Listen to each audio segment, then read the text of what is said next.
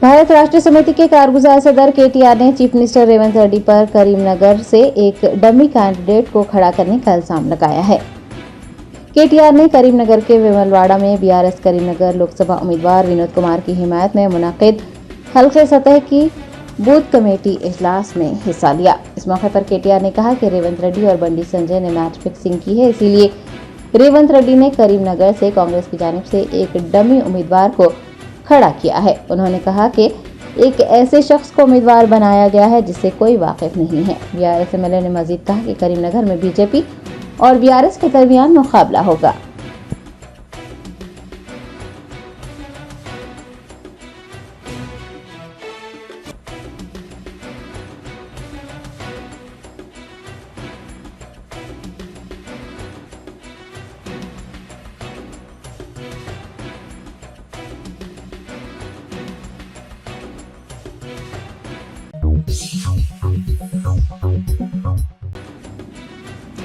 सिकंदराबाद हलके के कांग्रेस उम्मीदवार दानम नागेंद्र ने नामपल्ली असेंबली हलके में इंतखाबी मुहिम चलाकर राय दहिंदों से कांग्रेस को वोट देने की अपील की।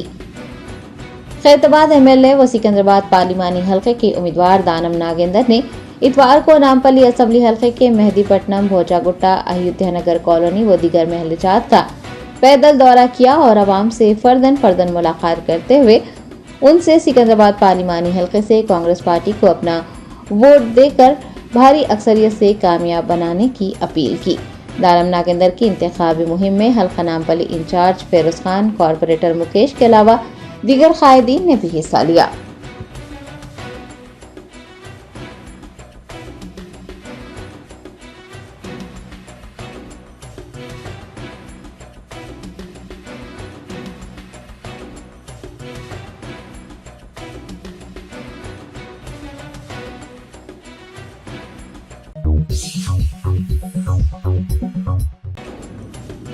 चीफ मिनिस्टर रेवंत रेड्डी ने एक सनत में पेश आने वाले आतिशबाजी के वाक़े में 6 लोगों की जान बचाने वाले बहादुर लड़के को एजाज से नवाजा। तफसीलात के मुताबिक 26 अप्रैल को हैदराबाद के वज़ाफ़ाती इलाके में एक सनत में आग लगने का वाक़या पेश आया था। 15 साला साई चरण ने, जिसने हाल ही में 10वीं जमात का इम्तिहान लिखा है, अपनी बहादुरी का मुजाहरा करते हुए 6 लोगों की जान बचाई। साई चरण का ताल्लुक नंदीगामा, शादनगर हल्के, रंगारेड्डी जिला से है। चीफ मिनिस्टर रेवंत रेड्डी ने आज साई चरण से मुलाकात की और उसकी बहादुरी पर तहनीत पेश करते हुए लड़के की हौसला अफजाई की।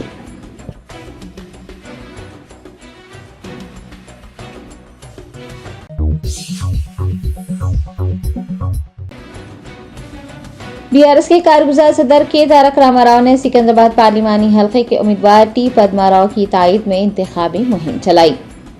हैदराबाद पार्लिमानी हल्के की तरह सिकंदराबाद पार्लिमानी हल्का भी सबे की तवज्जो का मरकज बना हुआ है। सिकंदराबाद हल्के में इस बार सैरुखी मुकाबला देखने को मिल रहा है। तीनों जमातों यानी बीआरएस, बीजेपी और कांग्रेस के उम्मीदवार इस हल्के से कामयाबी हासिल करने के लिए अनथक जद्दोजहद कर रहे हैं। तीनों पार्टियों के सरकर्दा कायदीन भी अपने नामजद किए गए उम्मीदवारों के हक में इंतखाबी मुहिम चलाते देखे जा रहे हैं। बीआरएस के कारगुजार सदर केटीआर ने जुबली हिल्स एमएलए एम गोपीनाथ के हमरा जुबली हिल्स के मुख्तलिफ महल्लेजात में इंतखाबी मुहिम चलाई और अवाम से पद्माराव को वोट देकर कामयाब बनाने की अपील की।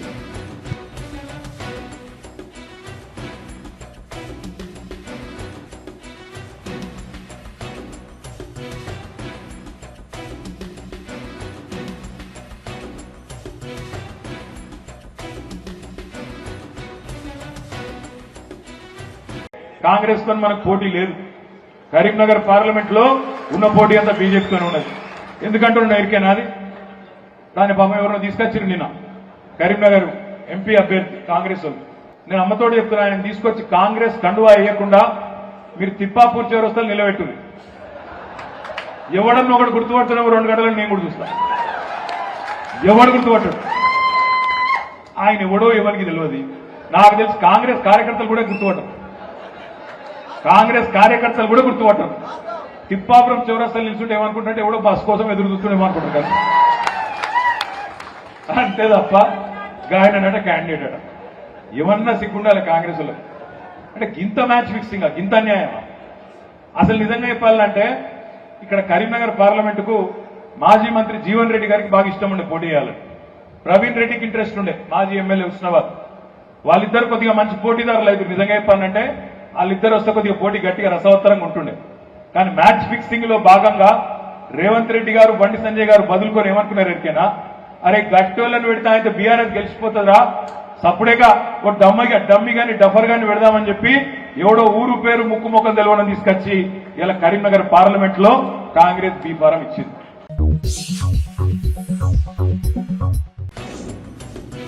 तेलंगाना हाईकोर्ट ने 73 साल पुराना मामला बिल आखिर हल कर दिया। अदालत ने इरम मंजिल की इमारत मुल्हका इलाके और एरागड्डा में सरकारी टीबी अस्पताल की इमारत से मुताल्लिक जागीरदार के वारिसों की जानिब से किए गए दावों को मुस्तरद कर दिया। निजाम के जागीरदार नवाब फखरुल मुल्क की जायदाद की उनके वारिसों में तकसीम के 73 साल पुराने तनाज़े को हल करते हुए तेलंगाना हाईकोर्ट ने इरम मंजिल मुल्हका इलाके और एरागड्डा में सरकारी टीबी अस्पताल की इमारत पर वारिसों की जानिब से किए गए दावों को रद्द करते हुए कहा है कि जायदादें रियासत की मिल्कियत थी। टीबी अस्पताल की इमारत को निजाम हुकूमत ने कायम किया था, जो बाद में रियासत की मिल्कियत बन गए। लिहाजा इस जायदाद या फिर मुल्हका अराजी पर कोई दावा नहीं किया जा सकता। अदालत ने इरम मंजिल और आसपास के इलाकों के हवाले से भी वाज़ेह किया है कि इरम मंजिल और आसपास के इलाकों के लिए रियासत ने कानूनी विरसा को माकूल मुआवजा देने के बाद ही उसे हासिल किया है। लिहाजा इस तरह के किसी भी दावों पर गौर नहीं किया जा सकता।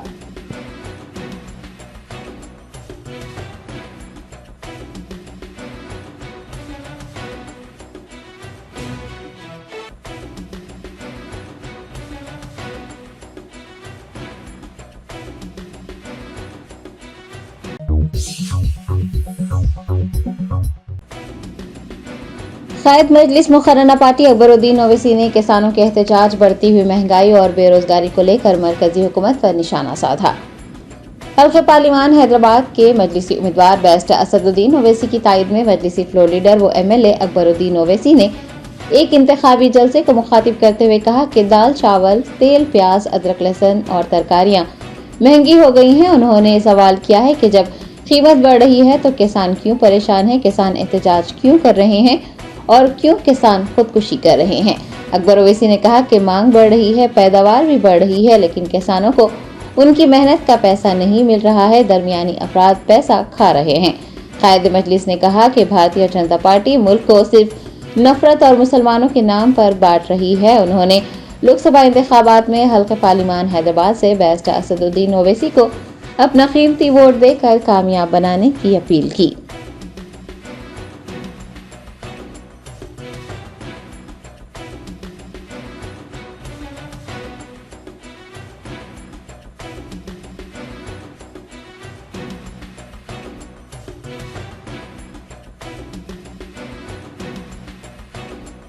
चावल महंगा हुआ या नहीं, दाल महंगी हुई या नहीं, तेल महंगा हुआ या नहीं, प्याज महंगी हुई या नहीं, तरकारी महंगी हुई या नहीं, अदरक महंगी हुई या नहीं, लहसुन महंगा हुआ या नहीं।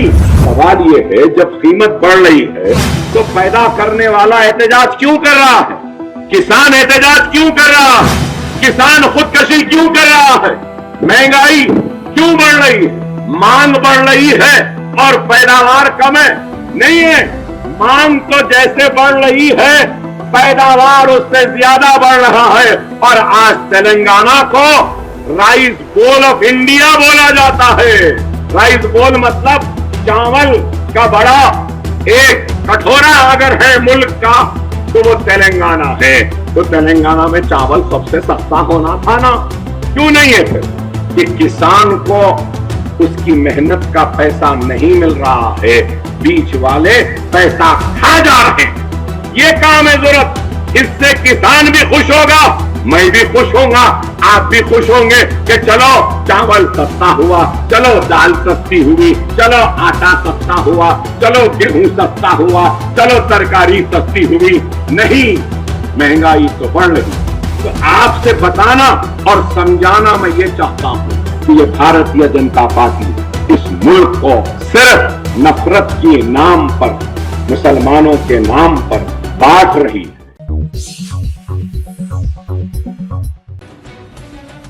कुलहीन मजलिस इत्तेहादुल मुस्लिमीन के कारवान एमएलए कौसम मोहिउद्दीन ने यूसुफ टेकरी टोली चौकी में मजलिस के मरकजी दफ्तर का इफ्तिताह अंजाम दिया। लोकसभा इंतखाबात के पेश नजर AIMIM कारवान एमएलए कौसम मोहिउद्दीन ने पार्टी के कॉरपोरेटर, सीनियर लीडर, सरगर्म कारकुनान, एरिया प्रेसिडेंट्स व दीगर की मौजूदगी में यूसुफ टेकरी टोली चौकी में मरकजी इलेक्शन ऑफिस का इफ्तिताह अंजाम दिया। लोकसभा इंतखाबात तक मजलिस का ये दफ्तर कारकर्द रहेगा। मजलिसी कैडर इंतखाबी सरगर्मियां इसी दफ्तर के जरिए अंजाम देगा।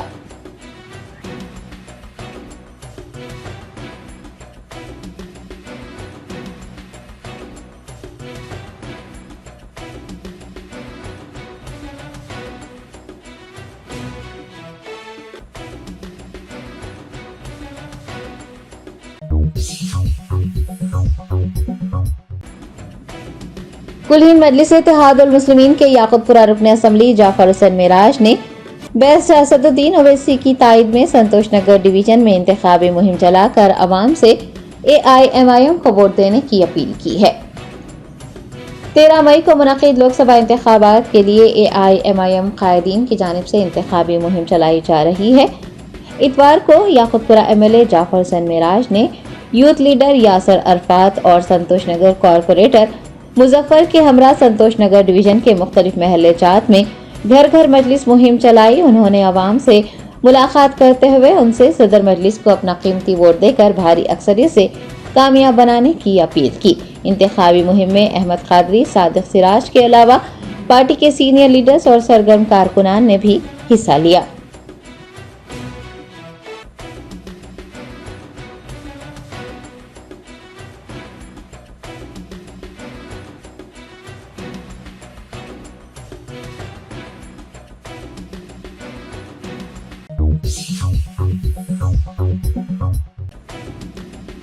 निजामाबाद के नंदीवाड़ा ST सरकारी हॉस्टल्स में नाक़स मियार का खाना मुहैया करवाने से परेशान तलबा ने सड़क पर शदीद एहतजाज दर्ज करवाया।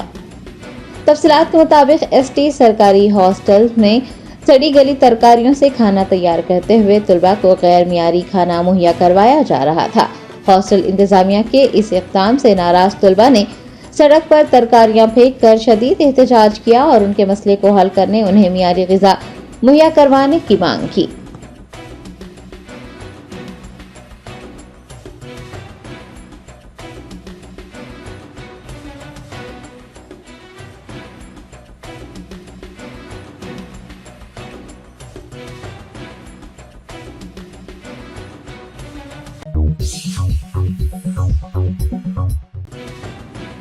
हैदराबाद सिटी पुलिस की south west zone task force team ने एक स्नूकर पार्लर पर छापा मारते हुए 32 अफराद को गिरफ्तार कर लिया। तफसीलात के मुताबिक साउथ वेस्ट जोन टीम के एहलकारों ने रात देर गए अल अमीन स्नूकर पार्लर पर छापा मारा और 32 अफराद को तहवील में लेते हुए मजीद कार्रवाई के लिए उन्हें टप्पा चबूतरा पुलिस के हवाले कर दिया।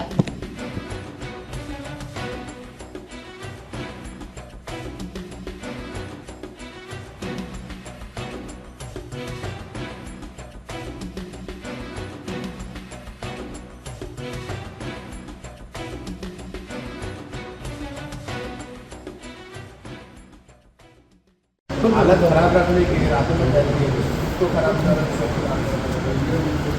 खराब है हालत खराब है तो खराब हो गई परेशानी होती बात बोल रहे थे जी मैं हिसाब से आने से मैं भाग के आया मैं समीर जाओ बात करो क्या क्या आप ही जाओ।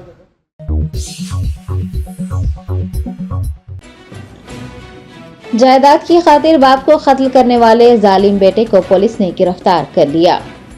तफसीलात के मुताबिक 40 साला संतोष ने जायदाद के लिए अपने वालिद 63 साला ए कुलंदवाई पर हमला किया और गुज़िश्ता 2 माह से वो अस्पताल में ज़ेर इलाज थे। 18 अप्रैल को दिल का दौरा पड़ने से उनकी मौत वाक़ई हो गई है।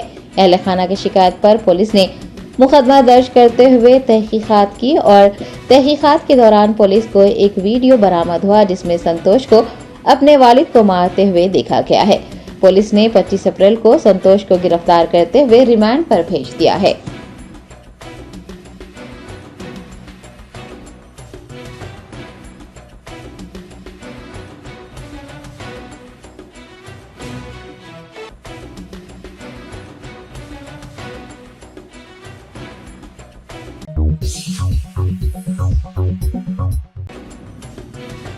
सिरसिल्ला डिस्ट्रिक्ट पुलिस की जानिब से चौकस करने के बाद साइबर फ्रॉड का शिकार तेलंगाना के एक नौजवान को कंबोडिया में बचा लिया गया।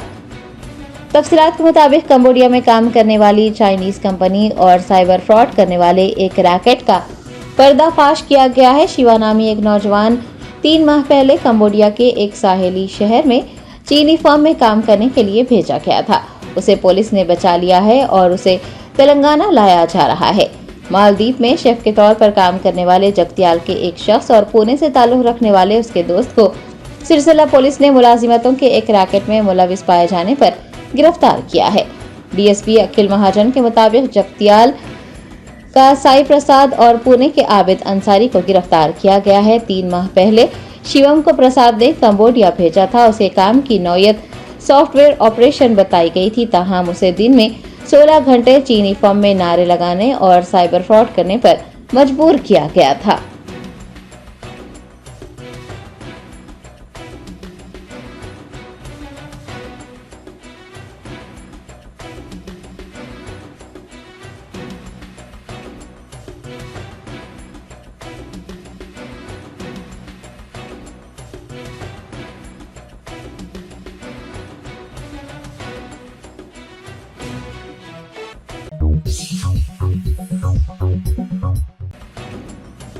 रियासत आंध्र प्रदेश के ओंगोल में नामालूम अफराद ने साबिक वजीर सिद्धा राघव राव के घर में दाखिल होकर चौकीदार पर चाकू से हमला कर दिया। जराये ने बताया कि कुछ नामालूम अफराद साबिक वजीर सिद्धा राघव राव के घर में दाखिल हुए और उन्होंने चाकू से चौकीदार पर हमला कर दिया। इसका एक सीसीटीवी फुटेज भी सामने आया है। Additional superintendent of police SV Sridhar Rao ने बताया कि जुमा की रात तकरीबन 12:45 पर 2 अफराद साबिक वजीर की रिहाइशगाह में दाखिल हुए और चौकीदार पर हमला कर दिया। बताया गया है कि चौकीदार ने शोर मचाया तो गनमैन चौकन्ना हो गया और बदमाश वहां से फरार हो गए। चौकीदार इस वाक़े में महफूज रहा है और कोई सामान भी चोरी नहीं हुआ है।